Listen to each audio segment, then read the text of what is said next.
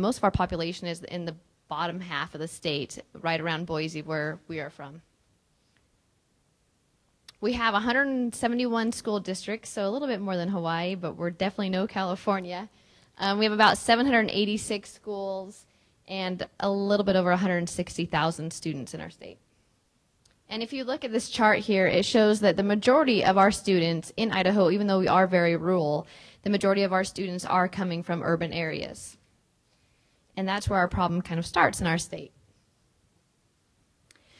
Leah Clark and I, Leah Clark's in the back, and I'll reference her several times in my presentation. When we started working on Farm-to-School in Idaho, I grew up on a farm, and I did not realize that our students in Idaho do not know where their food's coming from. And I had a real big surprise.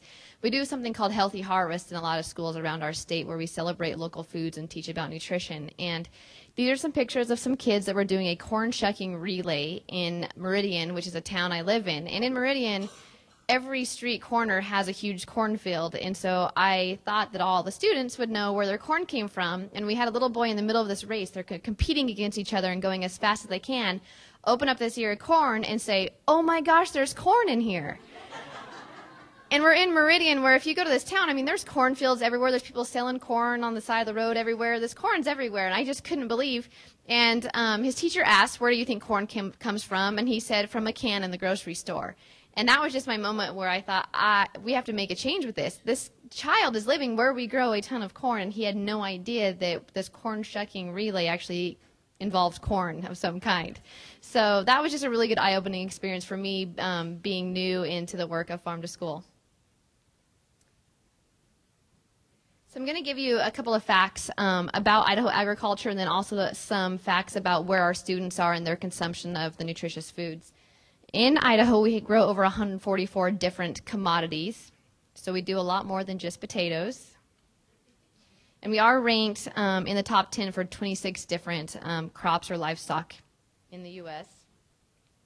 And we grow over 30 different types of fruits and vegetables. We don't have the advantage of year-round growing. We do have a shorter growing season, but we do grow quite a variety of fruits and vegetables in our state. But we have a problem. The majority of our students, 83%, when we did a survey from the Youth Risk Behavior Survey that the state does, showed that students do not get enough fruits and vegetables. There was a question that asked if they eat 5 or more fruits and vegetables a day, and 83% said they did not. So we have all of these fruits and vegetables in our state, and our children are not eating them.